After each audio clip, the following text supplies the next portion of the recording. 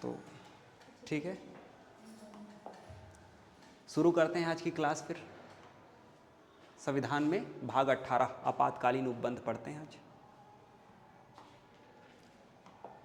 क्या है, कैसा है, पूरा लॉजिक आप समझिए। अच्छा चैप्टर है और एग्ज़ाम का एकदम फेवरेट चैप्टर है, यहाँ से क्वेश्चन आता है। भाग 18 आपातकालीन उपबंध। आपातकालीन उपबंध। भारतीय संविधान में 3 प्रकार के आपातकाल का जिक्र है। अनुच्छेद 352, अनुच्छेद 356 और अनुच्छेद 360। अनुच्छेद क्या होता है? जैसे स्कूल में हम जाते हैं तो एक के बाद दूसरा, दूसरे के बाद तीसरा नियम लिखा रहता है ऐसे बोर्ड पर, वैसे ही संविधान पुस्तक में अलग अलग नियमों को अलग अलग नंबरिंग दे दिया है, उसको हम अनुच्छेद बोलते हैं। अब बोलोगे सर बीच का कहाँ गया? तो बीच का अलग अलग प्रावधान है, आपातकाल से जुड़ा हुआ ही प्रावधान है, लेकिन कुछ कुछ बातें एक्स्ट्रा है। मैं उन अनुच्छेदों पर भी चर्चा करूँगा, है कि नहीं। लेकिन अभी हमारे पास आपातकाल लगाने के तीन प्रकार की आपातकाल का विवरण है भाग 18 में। सबसे पहले अनुच्छेद 352। अनुच्छेद 352 कहता है राष्ट्रीय आपातकाल। अनुच्छेद 352 में किस प्रकार का आपातकाल है? राष्ट्रीय आपातकाल। और अनुच्छेद 356 में है संवैधानिक तंत्र की असफलता। संवैधानिक तंत्र की असफलता।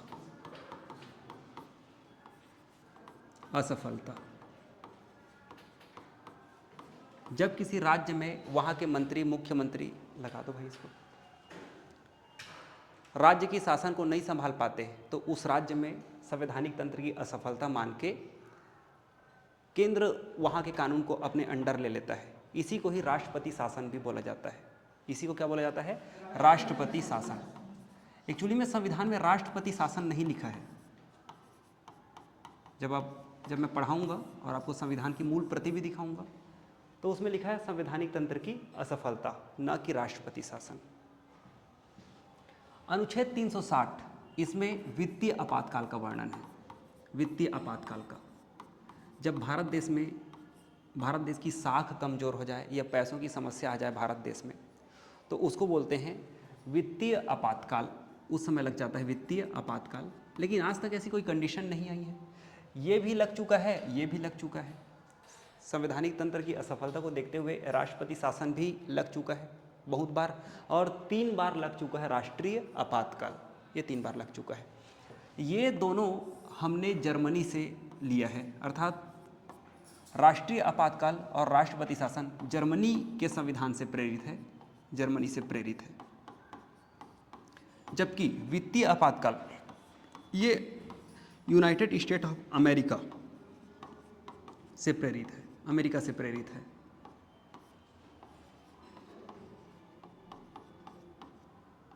लिया है, इसी को ही बोल देते हैं, अमेरिका से प्रेरित है।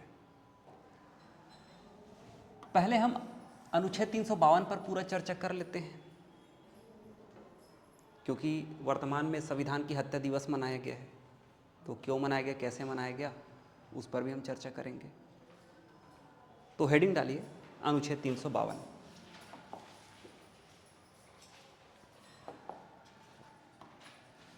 किसी भी विषय को अच्छे से पढ़ना है हमको, किसी टॉपिक में कहीं से भी क्वेश्चन आ जाए बनना चाहिए उस लेवल का, है ना। हर एक चीज़ को यहाँ मेरे साथ साथ आपको घर में भी रिवीजन करना है, याद रहना चाहिए, पेपर तक का याद रहना चाहिए। पेपर तक का याद रहेगा तो उसके बाद भी याद रहेगा, समझो। अनुच्छेद 352।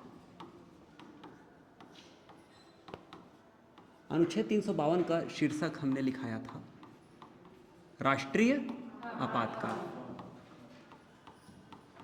राष्ट्रीय आपातकाल।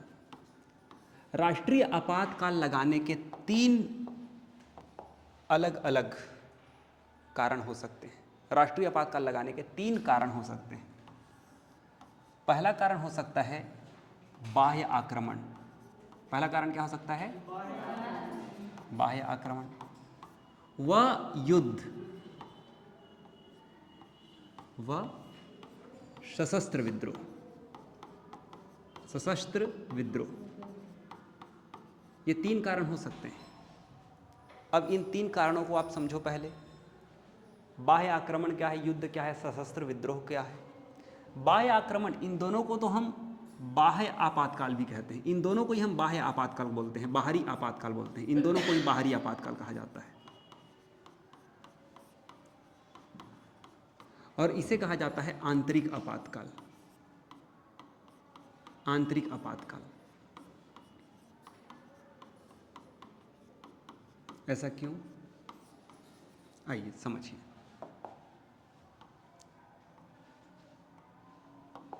ये हमारा एक भारत है।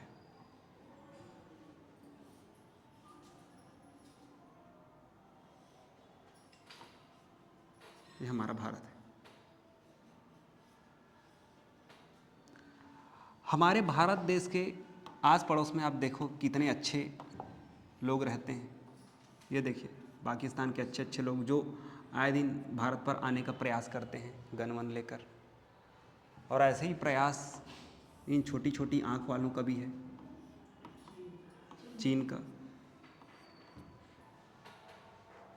तो ये लोग आक्रमण करने के लिए देखते रहते हैं, ताकते रहते हैं। इनको मौका चाहिए आक्रमण करने के लिए।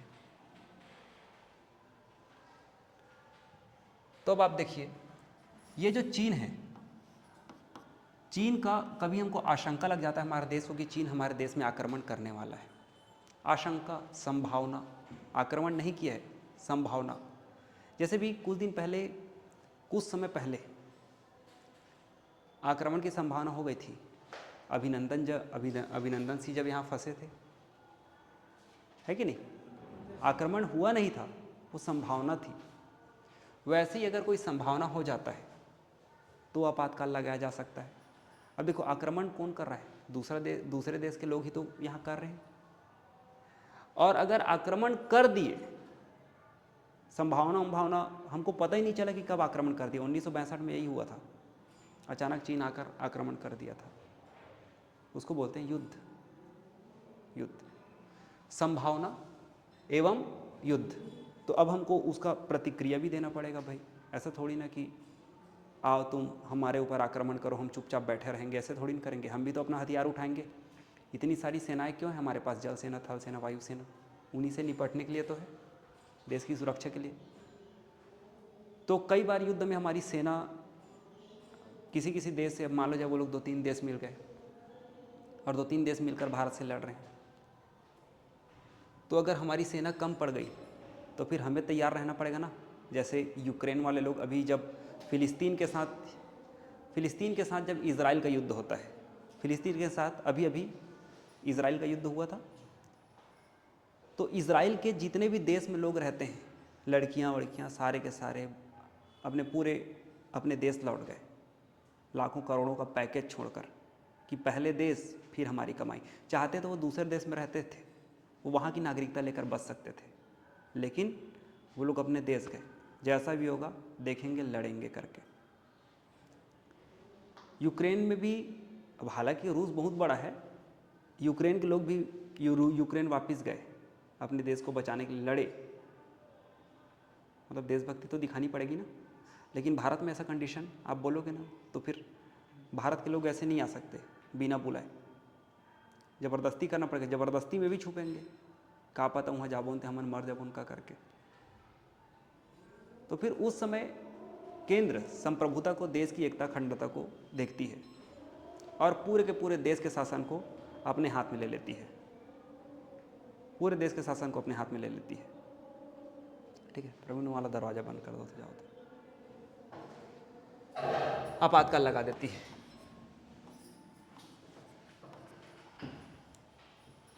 सशस्त्र विद्रोह ये क्या है सुनो।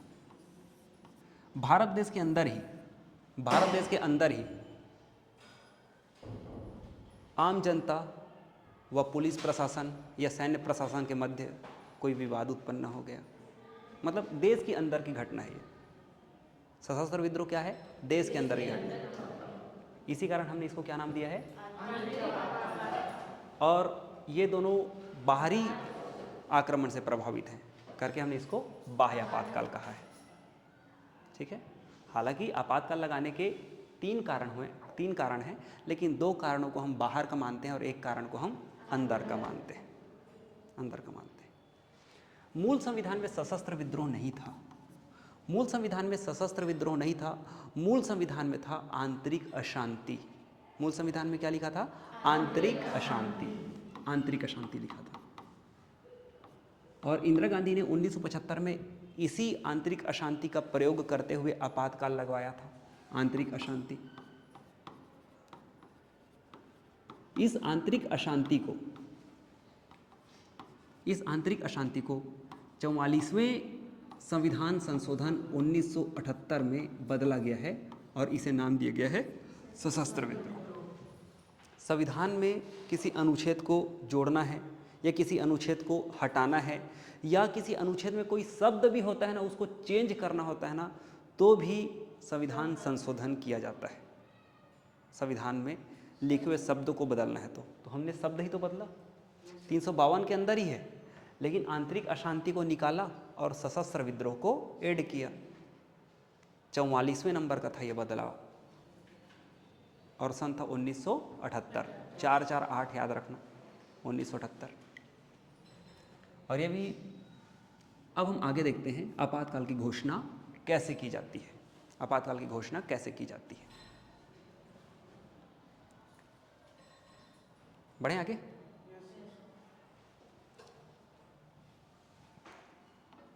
ये स्लाइड रहेगा, आपको स्लाइड भी मिल जाएगा, ठीक है। आपातकाल की उद्घोषणा। आपातकाल की घोषणा राष्ट्रपति किया करते हैं, राष्ट्रपति करते हैं। अब यहाँ पे राष्ट्रपति का जिक्र आया तो भारतीय संविधान के भाग 5 में कार्यपालिका जब हम शुरू करते हैं पढ़ना तो अनुच्छेद 52 में राष्ट्रपति का जिक्र है। अनुच्छेद 52 कहता है भारत में एक राष्ट्रपति होगा और उसके जस्ट बाद अनुच्छेद 53 जो कहता है वो ये कहता है कि देश की समस्त कार्यपालिका की शक्ति का प्रयोग राष्ट्रपति करेगा और राष्ट्रपति अपनी शक्ति का प्रयोग करने के लिए अपने अधीनस्थ पदाधिकारियों की सहायता लेगा। और राष्ट्रपति को सहायता व सलाह कौन दे रहे हैं?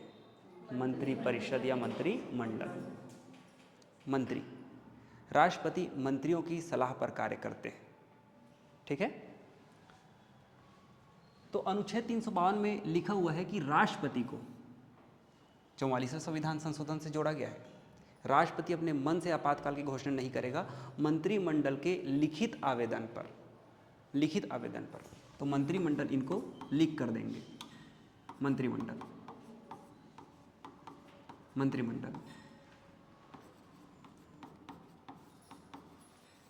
के लिखित आवेदन पर राष्ट्रपति आपातकाल की घोषणा कर सकते हैं।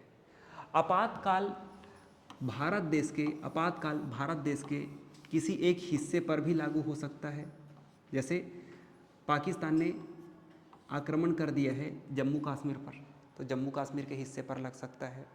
या सशस्त्र विद्रोह हो चुका है मणिपुर में, तो केवल मणिपुर में लग सकता है। आपातकाल देश के किसी हिस्से पर भी लग सकता है और आपातकाल पूरे देश पर भी लागू हो सकता है। आपातकाल देश के किसी एक हिस्से पर भी लग सकता है और आपातकाल पूरे देश पर भी लग सकता है, ठीक है। राष्ट्रपति ने आपातकाल की घोषणा की। इसके एक माह के भीतर सदन, अब सदन का मतलब हमारे यहाँ 2 सदन हैं, एक को बोलते हैं लोकसभा और एक को बोलते हैं राज्यसभा। सदन से अनुमोदित कराना पड़ेगा। अनुमोदित मतलब प्रस्ताव को पास कराना पड़ेगा कि हमने आपातकाल लगाया करके। तो 1 महीने के भीतर अगर मान लो जाए लोकसभा, सदन का मतलब होता है लोकसभा एवं राज्यसभा। अगर लोकसभा हर 5 साल के लिए आते हैं लोकसभा वाले लोग, लोकसभा का कार्यकाल पहली बैठक से आगामी 5 वर्ष तक होता है ना। तो अगर लोकसभा भंग हो गया, अर्थात पिछली सरकार ने, पिछले सांसदों का कार्यकाल पूरा हो गया और उन्होंने इस्तीफा दे दिया, मतलब सदन भंग, उस कंडीशन में राज्यसभा से अनुमति लेंगे। कहाँ से अनुमति लेंगे? राज्यसभा से। क्योंकि राज्यसभा की स्थायी सदन है, राज्यसभा कभी भी भंग नहीं होता है।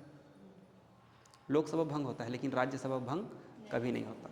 तो राज्यसभा से लेंगे, राज्यसभा से लेंगे। अब यहाँ पे किस प्रकार का इसको पास कराना होता है, किस प्रकार से इसको पास कराना होता है। तो आपातकाल अनुच्छेद 352, देखो 3 आपातकाल है, तीनों को पास कराने के अलग अलग प्रावधान है। हम 352 वाला जो राष्ट्रीय आपातकाल है, राष्ट्रीय आपातकाल है, इसको किस प्रकार लोकसभा और राज्यसभा से पास कराएंगे उसका जिक्र है। सबसे पहले तो देखना सदन के सभी सदस्यों का, अपने अपने सदन के, है ना, अपने अपने सदन के, एक तो लोकसभा है और दूसरा राज्यसभा है। लोकसभा में टोटल 543 लोग हैं और राज्यसभा में 245 लोग हैं। तो सदन की सदस्य संख्या का बहुमत, सदन की सदस्य संख्या का बहुमत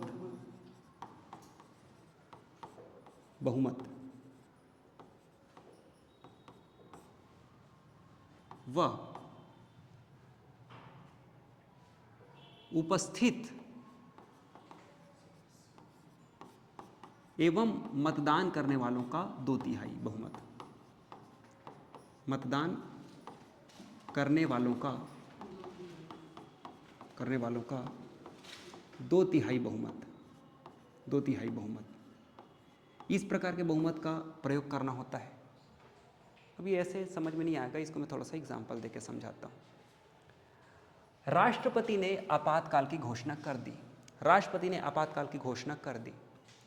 अब उसके बाद फिर राष्ट्रपति आपातकाल की घोषणा कर दी, अगर सदन में चर्चा नहीं हुआ तो 1 महीने बाद वो समाप्त हो जाएगा। अगर उस प्रस्ताव को लोकसभा और राज्यसभा में नहीं ले जाया गया तो वो 1 महीने बाद समाप्त हो जाएगी। लेकिन उसको आगे बना के रखना है तो उस पर वोटिंग कराया जाएगा। उस आपातकाल को आगे बनाए रखना है, उसके लिए वोटिंग कराया जाएगा। तो ये वोटिंग प्रक्रिया है, ये वोटिंग प्रक्रिया है। जिस दिन वोटिंग होना है, मान के चलते हैं जिस दिन वोटिंग होना है उस दिन 400 लोग आए हैं। कितने लोग आए हैं? 400 लोग आए हैं। तो 400 लोगों का 2/3 कितना होगा? 3 एकम 3, 3 त्रिक 9, 3 त्रिक 9, मतलब 266। कितना होगा? 266। लेकिन हम ये देखते हैं लोकसभा में, लोकसभा हम देखते हैं, लोकसभा के बारे में बात कर रहे हैं। लोकसभा में अगर उस दिन बहुमत उपस्थित एवं मतदान करने वालों को 2/3 266 तो मिल गया, तो इससे पास होगा कि नहीं होगा हम एक बार चेक करेंगे। सदन की कुल सदस्य संख्या 543 है। सदन की कुल सदस्य संख्या कितनी है?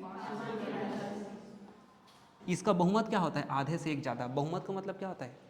जितने भी मेंबर हैं उसके आधे से एक ज़्यादा, आधे से एक ज़्यादा। तो जब हम इसको काटेंगे, 2 दूनी 4, 2 सत्ते 14, 2 एकम 2 और 1 झने और ले लो तो 272। अब यहाँ पे ये वाले नियम से बड़ा सदस्य संख्याओं का बहुमत ये वाला माना जाएगा। कम से कम 272 चाहिए ही चाहिए। कम से कम कौन सा चाहिए? 272 चाहिए। 2/3 तो मिल गया। हमको पूर्ण बहुमत भी चाहिए, दोनों में जो भी अधिक है वो वाला मतदान प्रक्रिया से पास कराना होता है। ठीक है। एक बार अगर ये सदन से पास हो गया तो आगामी 6 महीने के लिए लागू रहता है। ये कितने समय के लिए लागू रहता है? 6 माह के लिए। आप 6 माह के लिए और बढ़ा सकते हो, फिर वोटिंग करा के 6 माह के लिए और बढ़ा सकते हो। ऐसे ही आपको जब तक मन करे तब तक अनिश्चित समय तक इसको बढ़ा सकते हो, अनिश्चित काल तक। तो राष्ट्रपति, मतलब ये जो राष्ट्रीय आपातकाल है, ये जो राष्ट्रीय आपातकाल है, ये 6-6 महीने बढ़ा के अनिश्चित काल तक लगाया जा सकता है। अनिश्चित काल तक क्यों होगा? अनिश्चित काल तक का आप बताइए, अनिश्चित काल तक का क्यों होगा? मैं ही बताऊं? हाँ, चीन वाला बता के थोड़ी ना युद्ध करेगा भाई कि मैं 1 साल बाद युद्ध रोक दूंगा, कि 2 साल बाद युद्ध रोक दूंगा। देखो ना, रूस और रूस और यूक्रेन का कब से युद्ध चल रहा है, अभी तक एक दूसरे के ऊपर बमबारी कर ही रहे हैं। गाजा पट्टी पर इजराइल बमबारी कर ही रहा है। ठीक है, हमारे देश के साथ ऐसी कंडीशन कभी आएगी नहीं, क्योंकि भारत की डिप्लोमेसी बहुत अच्छी है कि नहीं। लेकिन कोई कुछ कह भी नहीं सकता। चीन हमारा दोस्त था उस समय जब हम स्वतंत्र हुए थे, तो हम नहीं बोला यूएनओ के सदस्य तुम बनो, हमारे ही दोस्त हो, हमारे भाई हो, तुम तरक्की करो। लेकिन बाद में उसी ने आक्रमण कर दिया, है कि नहीं। तो ऐसे है। अब देखो, इसकी उद्घोषणा हो गई 6-6 महीने तक के लिए, ये लागू रहता है, आगे बढ़ते रहता है, अनिश्चित काल तक बढ़ जाता है। इसकी समाप्ति कैसे होती है, अब इस पर बात कर लेते हैं। आपातकाल की समाप्ति कैसे होती है। इसकी समाप्ति, राष्ट्रीय आपातकाल, इसकी समाप्ति कैसे होती है।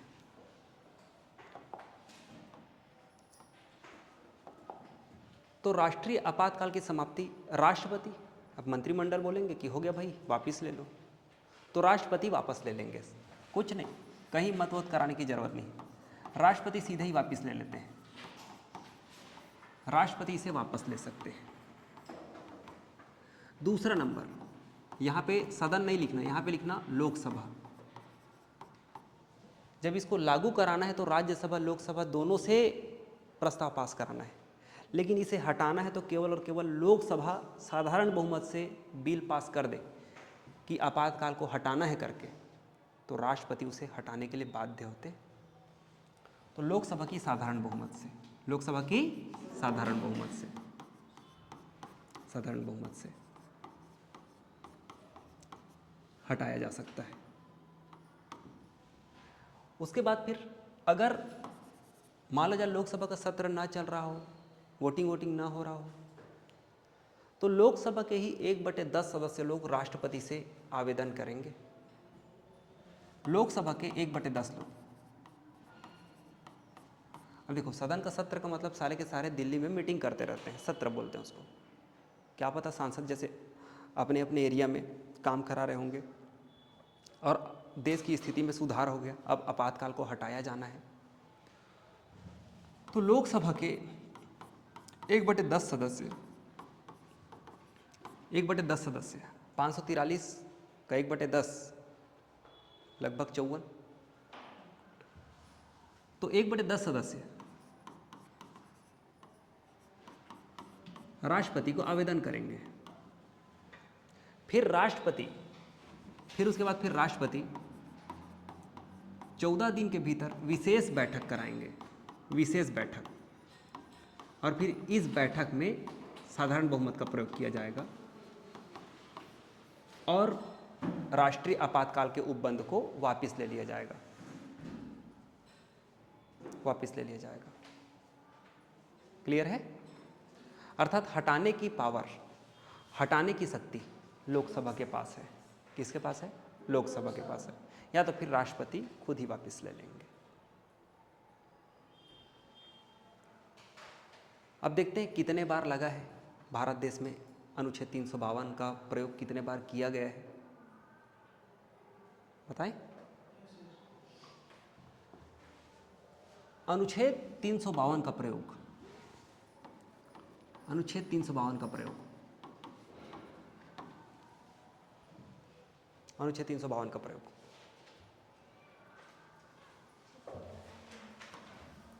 3 बार किया गया है। अब तक कितने बार किया गया है? 3 बार, 3 बार किया गया है। पहला 1961 में लगा था, 1968 तक था। यह समय भारत देश के लिए एकदम विपरीत स्थिति परिस्थिति वाला समय था। 62 बोलते हैं इसको, 61 क्यों बोल दिया मैं, 62 में चीन ने भारत के ऊपर आक्रमण कर दिया था, और 64 में हमारे जो पहले प्रधानमंत्री थे, जवाहरलाल नेहरू, उनका निधन हो गया था, हमारे प्राइम मिनिस्टर चले गए थे। उसके बाद फिर जवाहरलाल नेहरू के जाने के बाद लाल बहादुर शास्त्री प्रधानमंत्री बनते हैं। लाल बहादुर शास्त्री ताशकंद समझौता में गए थे, तो फिर वहाँ पे उनका देहांत हो गया। उसके बाद फिर भारत में वैसे भी सत्ता उथल पुथल कर रही थी और 1965 में पाकिस्तान ने भारत के ऊपर आक्रमण कर दिया था। तो पाकिस्तान ने 65 में आक्रमण कर दिया था। तो हमारे देश की स्थिति कुछ सुधर नहीं पाई थी। इस समय भारत में आपातकाल भी लगा था, आपातकाल, इस समय भारत में अकाल भी पड़ा था। तो 1962 से लेकर 1968 तक का आपातकाल चला। उसके बाद फिर 1971 आया। 1971 में हमने पूर्वी पाकिस्तान में अपना सेना भेजकर बांग्लादेश को आज़ाद करवाया। पाकिस्तान, बांग्लादेश को पूर्वी पाकिस्तान बोलेंगे। 1971 से पहले इसको पूर्वी पाकिस्तान बोला जाता था। भारत और पाकिस्तान का बंटवारा कब हुआ? 14 अगस्त को, 14 अगस्त 1947। 14 अगस्त 1947 इस दिन को हम विभाजन विभीषिका दिवस के रूप में मनाते हैं। विभाजन का दर्द, विभाजन विभीषिका दिवस। और सीमा रेखा खींचने वाला जो अंकल है उसका नाम है sir Henry Radcliffe. Henry Radcliffe. तो भारत और पाकिस्तान की सीमा को रेडक्लिफ सीमा भी कहा जाता है, क्योंकि रेडक्लिफ आयोग ने ही सीमा का निर्धारण किया था। तो ये पूर्वी पाकिस्तान और ये पश्चिमी पाकिस्तान, दो पाकिस्तान बने थे। यहाँ के लोगों का ये लोग शोषण करते थे ऐसे। तो इंदिरा गांधी को मौका चाहिए था। तो यहाँ के कुछ लीडर आए, इंदिरा गांधी को बताया कि भाई हमारा शोषण हो रहा है, हम लोग चुनाव जीते फिर भी हमें पद नहीं दिया जा रहा है, ठीक है हम तुमको आज़ाद कराते हैं। तो फिर अपनी सेना वगैरह भेजा, अर्थात फिर से हमारा देश युद्ध की स्थिति में आ गया। तो फिर से 1971 में जो आपातकाल लगा वो 1977 तक चला। कब तक चला? 1977 तक। अब यहाँ पे जो अभी करंट का एक मुद्दा आ रहा है, 25 जून 1975 को इंदिरा गांधी ने आंतरिक अशांति के आधार पर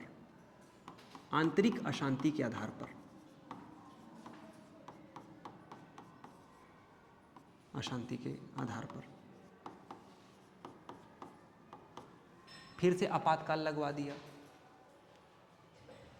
जो कि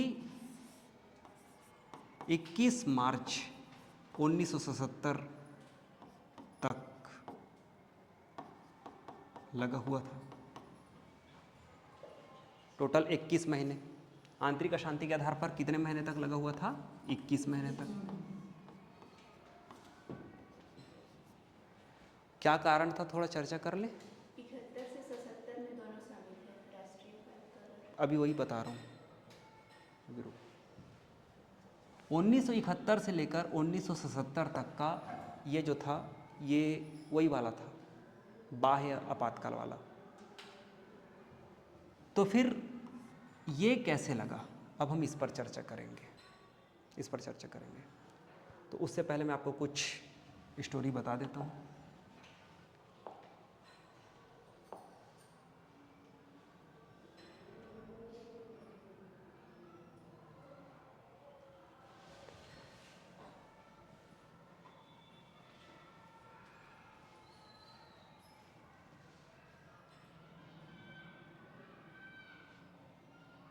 चलिए, काफ़ी समझने के लिए देख रहे, देखिए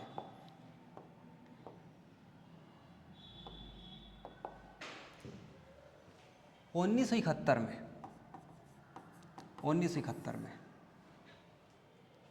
लोकसभा का चुनाव होता है।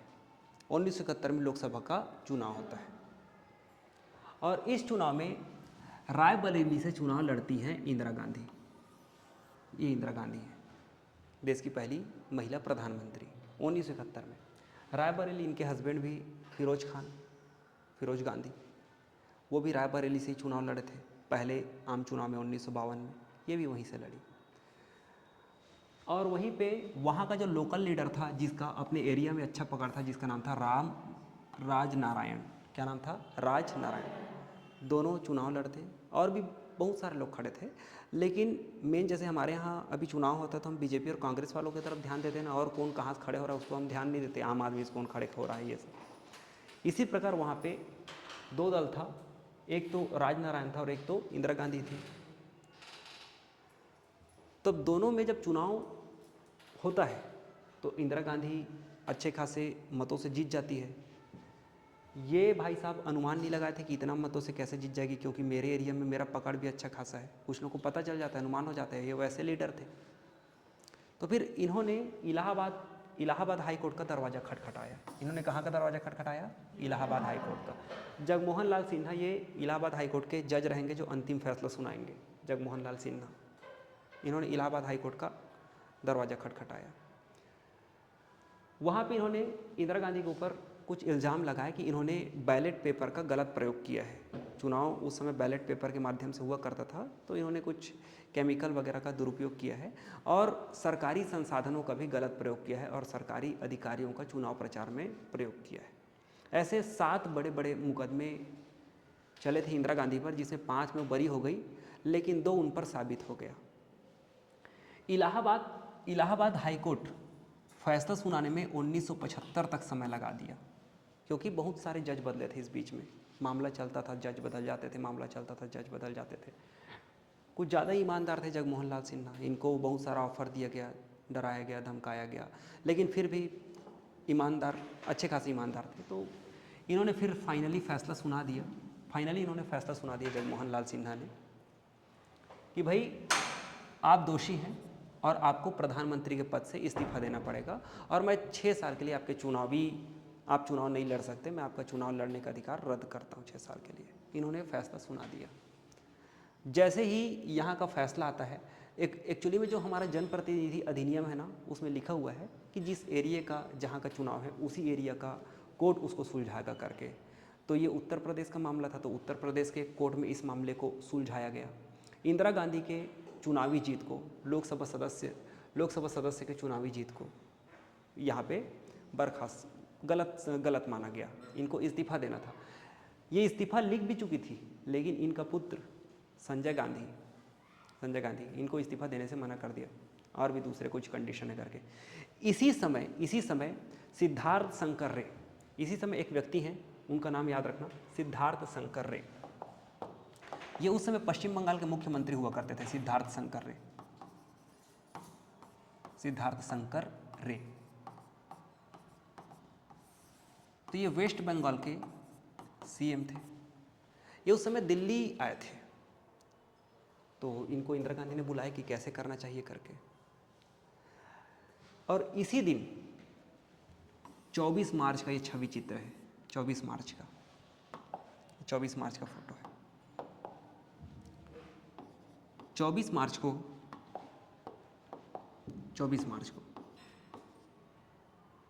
24 जून 1975 को ये शख्सियत हैं जगजीवन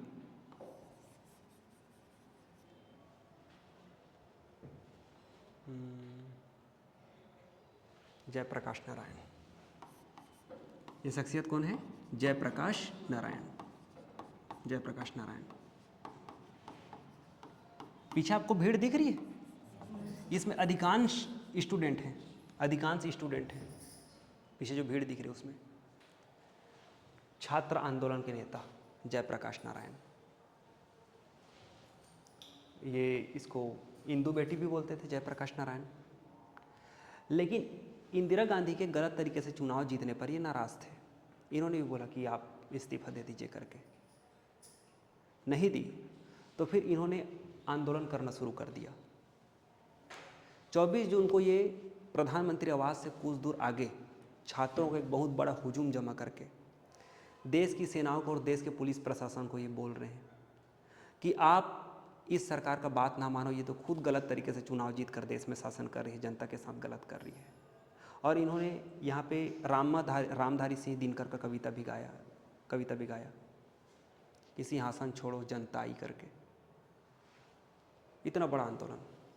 तो अब इधर से अंतर्राष्ट्रीय दबाव भी था इंदिरा गांधी के ऊपर, और इधर से ये लोग भी मतलब परेशान कर रहे थे, इनको कुछ सूझा नहीं।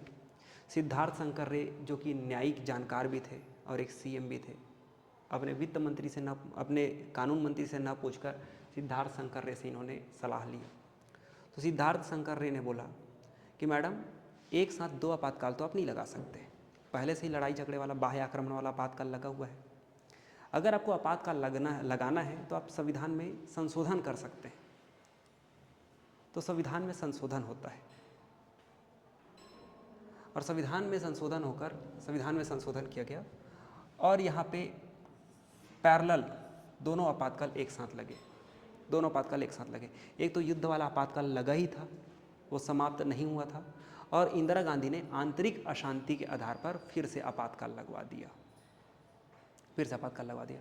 फिर उसके बाद फिर एक मैं फ़ोटो आपको दिखा रहा हूँ, क्यों संविधान की हत्या दिवस क्यों मनाते हैं। इस बीच में इंदिरा गांधी ने संविधान में बहुत सारे संशोधन भी किए, 42वां संविधान संशोधन जिसे हम लघु संविधान बोलते हैं। बहुत सारे गलत सलत प्रावधान भी थे, अच्छे प्रावधान भी थे, हमें मूल कर्तव्य वगैरह भी मिला है, लेकिन बहुत सारे गलत प्रावधान भी थे इसमें। और आपातकाल के दौरान जनसंख्या नियंत्रण करना है करके मैडम, इनके पुत्र और इनके जितने भी मंत्री थे, किसी को भी पकड़ के उनका नसबंदी कर दे रहे हैं। कोई 18 साल का है, कोई 19 साल का है, कोई 25-30 साल का अच्छा धाकड़ दिख रहा है, लेकिन शादी नहीं हुआ है, या शादी हो गए तो बच्चे पैदा नहीं हो रहा है, तो सीधा नसबंदी करा दे रहे हैं। उस समय मेडिकल इक्विपमेंट भी नहीं थे, तो आधे से ज़्यादा लोग दर्द में मर जा रहे थे या दूसरी तकलीफ हो जा रही थी। तो इस कारण वर्तमान की जो गवर्नमेंट है ना, वो अब देखो राहुल गांधी जी बार बार संविधान को दिखाते हैं, संविधान, तो फिर इन्होंने बदला की भावना में भी क्या सत्ताधारी मतलब बदला, अब हम तो तैयारी करने वाले हैं। तो एक दूसरे के राजनीतिक पार्टी को लोग छोटा दिखाने के लिए तुले रहते हैं। तो इन्होंने वर्तमान में गजट में 25 जून को संविधान की हत्या दिवस मनाएंगे करके इन्होंने घोषणा कर दिया है। ठीक है, तो ये ऐसा था। अब चलिए क्या प्रभाव पड़ता है उसको देखते हैं हम। आपातकाल लगने पर क्या प्रभाव पड़ता है देश पर और देश की जनता पर। तो सबसे पहले देश की जनता पर, उसका मौलिक अधिकार पर क्या प्रभाव पड़ता है। पूरा का पूरा आपातकाल लगता है ना, तो पूरे देश के शासन को केंद्र अपने पास बुला लेती है। एकात्मक संघ देखने को मिलता है हमको, मतलब संघ पावरफुल है ये पता चल जाता है। आपातकाल लगने से हमें ये पता चल जाता है कि संघ पावरफुल है राज्यों से ज़्यादा।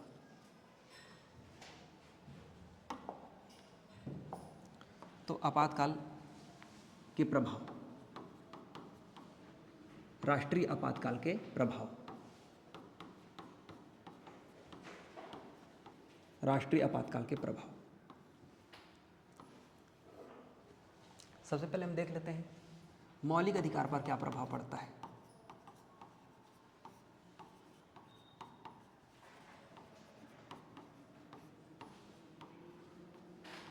मौलिक अधिकार पर क्या प्रभाव पड़ता है। तो अनुच्छेद 358 में लिखा है, देखो आगे ना अनुच्छेद 358, अनुच्छेद 358 में लिखा गया है कि अगर राष्ट्रीय आपातकाल लगा है, राष्ट्रीय आपातकाल लगा है और किस आधार पर लगा होगा, युद्ध एवं बाह्य आक्रमण के आधार पर, युद्ध एवं बाह्य आक्रमण के आधार पर,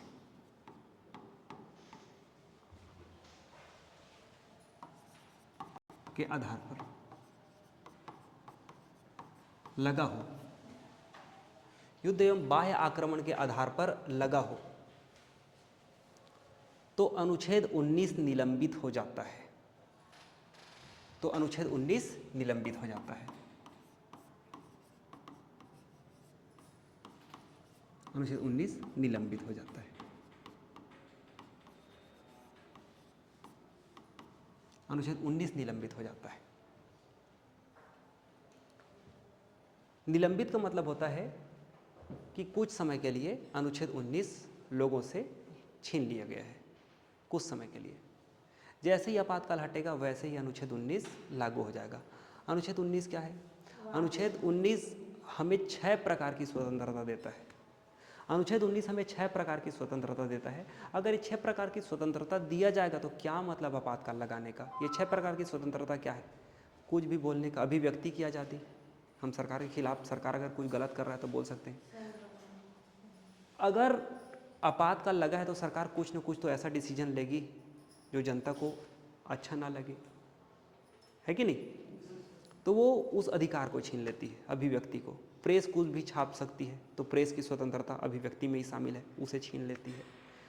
संघ बनाने की, सभा करने की, ये इन अधिकारों को ये निलंबित कर देती है।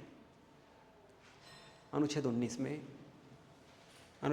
में हमें 6 प्रकार की स्वतंत्रता मिलती है। ये 6 प्रकार की स्वतंत्रता निलंबित हो जाती है जब युद्ध एवं बाह्य आक्रमण के आधार पर आपातकाल लगता है। लेकिन अनुच्छेद 19 बना रहेगा यदि सशस्त्र विद्रोह के आधार पर लगा है। अगर सशस्त्र विद्रोह के आधार पर लगा है तो निलंबित नहीं होगा। सशस्त्र विद्रोह के आधार पर लगा है आपातकाल तो 19 बना रहता है। 19 बना रहता है।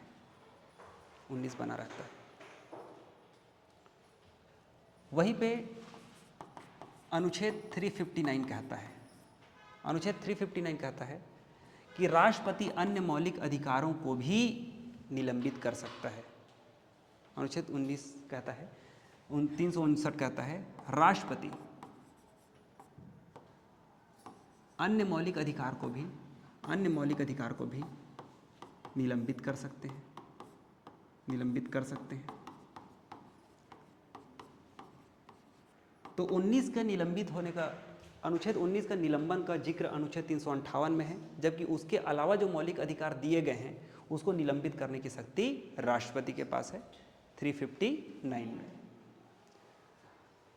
यहाँ हमें एक चीज़ जानकारी रहना चाहिए, कोई भी प्रकार का आपातकाल लगे, चाहे बाहरी, मतलब चाहे तो युद्ध वाला, चाहे तो बाहरी आक्रमण वाला, चाहे तो सशस्त्र विद्रोह वाला, 2 ऐसे मौलिक अधिकार हैं जिसे कोई छीन ही नहीं सकता है।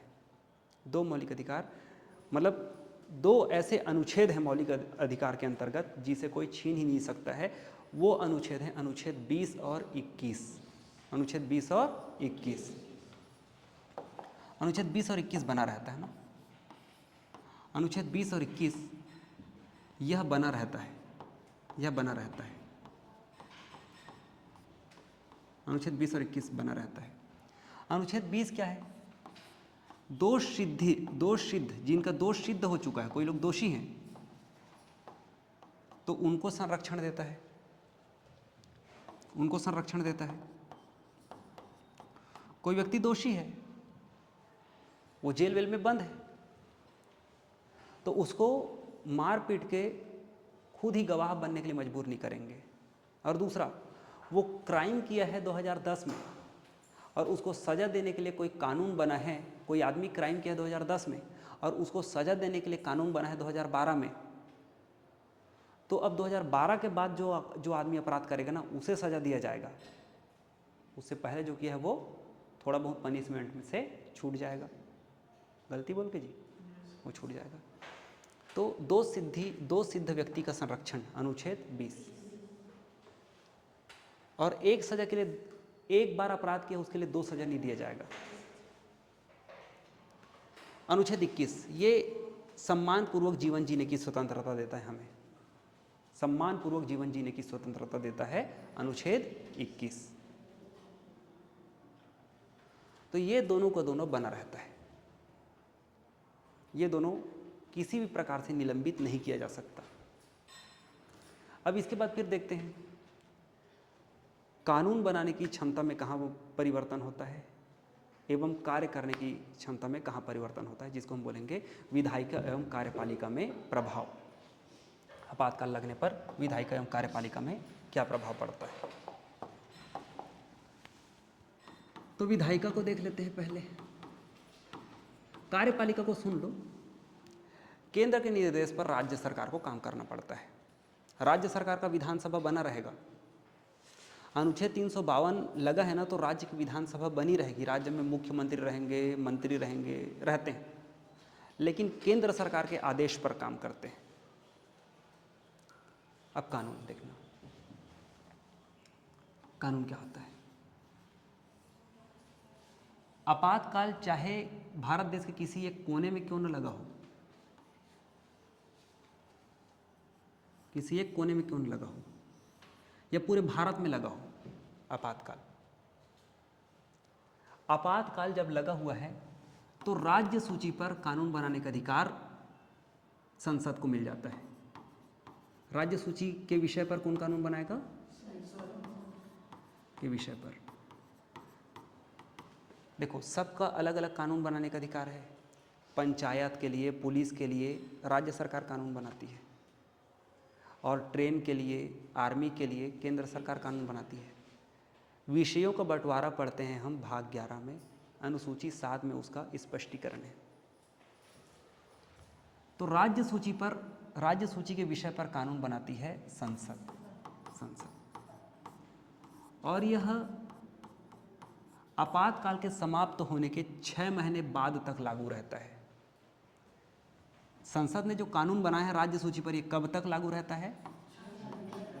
आपातकाल खत्म होने के 6 महीने बाद तक, 6 माह बाद तक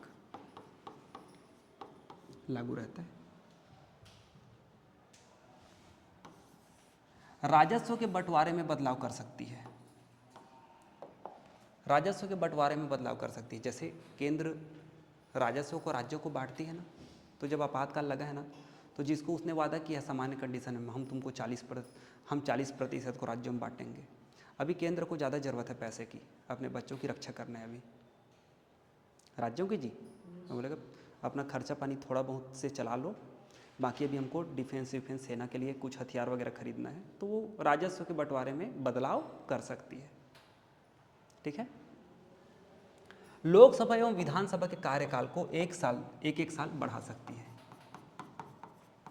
लोकसभा एवं राज्यसभा नहीं बोलेंगे, राज्यसभा कभी खत्म होता ही नहीं है। विधानसभा